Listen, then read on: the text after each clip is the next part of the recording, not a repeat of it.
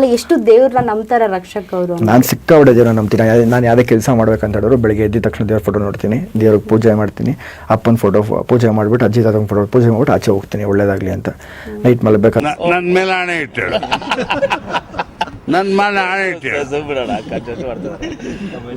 ಸರಿ ಸರ್, ಈಗ ಒಳಗಡೆ ಏನೇನು ವಿಚಾರ ಪೂಜೆ ಮಾಡ್ಬಿಟ್ಟು ಆಚೆ ಹೋಗ್ತೀನಿ ಒಳ್ಳೇದಾಗಲಿ ಅಂತ. ನೈಟ್ ಮಲಗಬೇಕಾದ್ರೆ ಅಷ್ಟೇ ಒಂದು ಒಳ್ಳೆ ಸಾಂಗ್ ಕೇಳ್ತೀನಿ ದೇವ್ರದ್ದು, ನೆಮ್ಮದಿಯಾಗಿ ಮಲಗ್ತೀನಿ.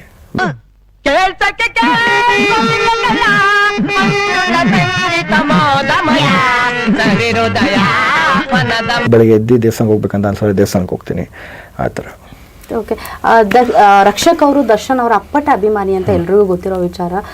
ದರ್ಶನ್ ಸರ್ಗೆ ಯಾರು ಕಣ್ಣು ಬಿದ್ದಿರ್ಬೋದು ಅನ್ನೋದು ರಕ್ಷಕ್, ಯಾಕಂತ ಹೇಳಿದ್ರೆ ಸಾಕಷ್ಟು ಇನ್ನೂ ಅವ್ರು ಹೊರಗೆ ಬಂದಿಲ್ಲ. ಮೊನ್ನೆ ನೋಡಿದ್ರೆ ಚಾಪೆ ದಿಬ್ಬಿಗೋಸ್ಕರ ಒದ್ದಾಡಿದ್ದಾರೆ. ಸೊ ಅವ್ರ ಬಗ್ಗೆ ಹೇಳೋದಾದ್ರೆ ನೀವು?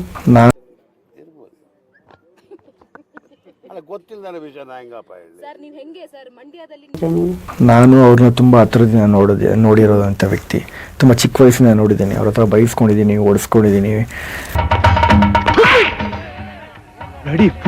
ಏನ್ ತಿಳ್ಕೊಂಡಿದ್ಯಾ ನೀನು? ಇದನ್ನೇ ಶೂಟಿಂಗ್ ಮಾಡ್ಕೊಂಡಿದ್ಯಾ, ಆಟಾಡ್ತಾ ಇದ್ಯಾ? ಜೀವನದ ಪಾಠ ಕಲ್ತಿದ್ದೀನಿ, ನೀನು ಹೆಂಗಿರ್ಬೇಕು, ಏನು ಮಾಡಬೇಕು, ಇಂಡಸ್ಟ್ರಿಗೆ ಬರಬೇಕಾ, ಕೆರಿಯರ್ ಕಟ್ಕೊಬೇಕಾ, ಪ್ರತಿಯೊಂದು ಅವ್ರು ನನಗೆ ಹೇಳ್ಕೊಟ್ಟಿದ್ದಾರೆ. ಯಾವಾಗಲೂ ಹೇಳ್ತಾ ಇರ್ತೀನಿ, ಯಾವತ್ತಿಗೂ ನಮ್ಮ ಭಾಷೆ ನಾನು ಬಿಟ್ಕೊಡೋ ಮಾತೇ ಇಲ್ಲ ಅಂತ. ಏನೇ ಆಗೋಗ್ಲಿ ಅದು ಇವತ್ತಾಗಿರೋದೆಲ್ಲ ಎತ್ತಿಟ್ಟು ಒಂದು 2 ವರ್ಷ ನಾವು ಮರ್ತೋಗಿ ಬಿಡೋಣ. ಅದನ್ನ ಮುಂಚೆ ಮಾತಾಡಬೇಕು ಅಂತ ಹೇಳಿದ್ರೆ ಇಂಡಸ್ಟ್ರಿ ಆ ಥರ ವ್ಯಕ್ತಿ ಇನ್ಯಾರೂ ಬರೋಕ್ಕೆ ಸಾಧ್ಯನೇ ಇಲ್ಲ. ಕರೆ ನಿಮ್ಮ ಅಮ್ಮನ ಪಿಂಡ ಯಾವ ಬೋಳಿ ಮಗನಿಗೆ ಅರ್ಥವಾಗುತ್ತದೆ. ತುಂಬ ಹತ್ರದಿಂದ ನೋಡಿದವ್ರಿಗೆ ಗೊತ್ತಾಗುತ್ತೆ ಅವ್ರು ಏನು ಅಂತ. ಶೂಟಿಂಗ್ ಸ್ಪಾಟಲ್ಲಿ ಟೈಮ್ ಸ್ಪೆಂಡ್ ಮಾಡಿರೋರು ಗೊತ್ತಾಗುತ್ತೆ, ಅವ್ರ ಮನೆ ಟೈಮ್ ಸ್ಪೆಂಡ್ ಮಾಡಿರೋರು ಗೊತ್ತಾಗುತ್ತೆ, ಪಾರ್ಟಿ ಟೈಮಲ್ಲಿ ಟೈಮ್ ಸ್ಪೆಂಡ್ ಮಾಡಿರೋರು ಗೊತ್ತಾಗುತ್ತೆ ಅವ್ರು ಏನು ಅಂತ. ಅದು ಬಿಟ್ಟರೆ ಅವ್ರು ಹಂಗೆ ಮಾತಾಡ್ತಾರೆ, ಹಿಂಗೆ ಮಾತಾಡ್ತಾರೆ, ಹಿಂಗೆ ಮಾಡಿಬಿಟ್ರೆ ಹಂಗೆ ಮಾಡಿಬಿಟ್ರೆ ಅಂತ ಅಲ್ಲ. ನಿಮ್ಮಲ್ಲಿ ಯಾರೋ ಒಬ್ರಿಗೆ ಮೆಸೇಜ್ ಮಾಡಿದರೆ, ಇಲ್ಲ ಇನ್ನೊಬ್ರಿಗೆ ಯಾರಿಗೂ ಹರ್ಟ್ ಮಾಡಿದರೆ ನೀವು ಹಂಗೆ ರಿಯಾಕ್ಟ್ ಮಾಡ್ತೀರ. ಅದು ಮಿಸ್ ಆಗಿ ಈ ಥರ ಆಯಿತು ಹೊರತು ಬಿಟ್ಟರೆ ಯಾರೇ ಇಂಟೆನ್ಷನಲ್ ಆಗಿ ಹಿಂಗೆ ಮಾಡಲೇಬೇಕನ್ನೋದು ಯಾವತ್ತೂ ಯಾರ್ದು ತಲೆ ಇರೋಲ್ಲ.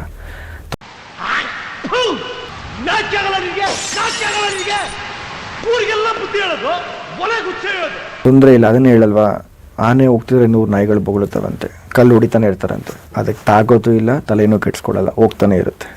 ಇದೆ 12ನೇ ತಾರೀಕು ಡೆವಿಲ್ ಬರ್ತಿದೆ, ಡಿಸೆಂಬರ್ 12. ಅದಕ್ಕೆ ವೆಯ್ಟಿಂಗು. ಅದು ಪ್ರಮೋಷನ್ಸ್ ಅಲ್ಲಿ ನಾವು ಪ್ಲಾನ್ ಮಾಡ್ತಿದ್ವಿ ಏನೆಲ್ಲ ಮಾಡಬೇಕು ಅಂತ.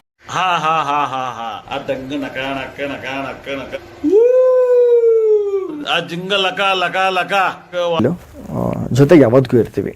ಅಲ್ಲ, ಈಗ ನೀವು ಡೆವಿಲ್ಗೆ ಪ್ರಮೋಷನ್ ಮಾಡ್ತಾ ಇದ್ರೆ ಕೆಲವ್ರು ಹೇಳ್ತಾರೆ ರಕ್ಷಕ್ ಇದನ್ನ ಪಬ್ಲಿಸಿಟಿಗೋಸ್ಕರ ಮಾಡ್ತಾ ಇದ್ದಾನೆ, ಪಬ್ಲಿಸಿಟಿಗೋಸ್ಕರ ಮಾಡ್ಕೊಂತಾ ಇದ್ದಾನೆ ಅಂತ. ಅವ್ರಿಗೆ ಏನ್ ಹೇಳ್ತೀರಾ ನೀವು ಆಗಿದ್ರೆ? ನಾನು ಪಬ್ಲಿಸಿಟಿಗೋಸ್ಕರ ಮಾಡಬೇಕು ಅಂತ ಹೇಳಿದ್ರೆ ನಾನು ಅವ್ರ ಜೊತೆಗೆ ನಿಂತ್ಕೊಂತಿದ್ದೆ, ಅವ್ರ ಫೋಟೋನ ಹಾಕ್ತಿದ್ದೆ 24 ಗಂಟೆ. ಅವ್ರು ಯಾವಾಗ ಕೇಳ್ತಾ ಇರ್ತಾರೆ, ನೀನು ಇಷ್ಟೆಲ್ಲ ಮಾತಾಡ್ತೀವಿ ಅವ್ರ ಬಗ್ಗೆ, ಅವ್ರ ಜೊತೆ ಫೋಟೋ ಹಾಕಿಲ್ವಲ್ಲ ಅಂತ. ನನಗೆ ಅವ್ರ ಪಕ್ಕದಲ್ಲಿ ಹೋಗಿ ನಿಂತ್ಕೊಂಡು ನಾನು ಈ ಥರ ಕೆಲಸ ಮಾಡಿದ್ದೀನಿ ಅಂತ ಹೇಳ್ಕೊಂಡು ಬೆಂತಡ್ಸ್ಕೊಳ್ಳೋ ಅವಶ್ಯಕತೆ ನನಗಿಲ್ಲ. ಎಲ್ಲೇ ಇದ್ರು ಅವ್ರು ನನ್ನ ನೋಡ್ತಾ ಇರ್ತಾರೆ, ನಾನು ಇಲ್ಲಿದ್ರು ಅವ್ರನ್ನ ನೋಡ್ತಾ ಇರ್ತೀನಿ. ಅದೊಂದು ಖುಷಿ ಇದೆ, ಸಾಕಷ್ಟೇ. ಸೂಪರ್. ನಿನ್ ಮಕ ನೋಡಿ 5 ವರ್ಷ ಆಯ್ತಪ್ಪ, ನಂಗೆ ಹೆಂಗ್ ಗೊತ್ತಾಗಬೇಕು? ನೀನು ಭೂಲೋಕದಲ್ಲಿ ಇದ್ದಿದ್ರೆ ನಿನಗೆ ಗೊತ್ತಾಗ್ತಿತ್ತು. ಗುಂಡ ಸರ್ ಅವರು ಯಾರು? ನೀವು ಮಾತಾಡ್ಸಿದ್ರಲ್ಲ ಅವರು ಯಾವನ್ ಗೊತ್ತು? ತುಂಬಾ ಪರಿಚಯದವ್ರ ತರ ಮಾತಾಡ್ತಾರೆ. ಸುಮ್ನೆ ತಮಾಷೆಗೆ. ಈ ನನ್ನ ಮಕ್ಕಳಿಗೆ ತಿಂದ್ಬಿಟ್ಟು ಮನೇಲಿ ಬೇರೆ ಏನ್ ಕೆಲಸ ಇರಲ್ಲ, ಇಲ್ಲಿ ಬಂದು ನಿಂತ್ಕೊಂಡು ಹೋಗೋ ಬರೋರ್ನೆಲ್ಲ ತರಲೆ ಮಾಡ್ಕೊಂಡು ಪೋಸ್ ಕೊಡ್ತಿರ್ತಾರೆ ಬಡ್ಡಿ ಮಕ್ಕಳು.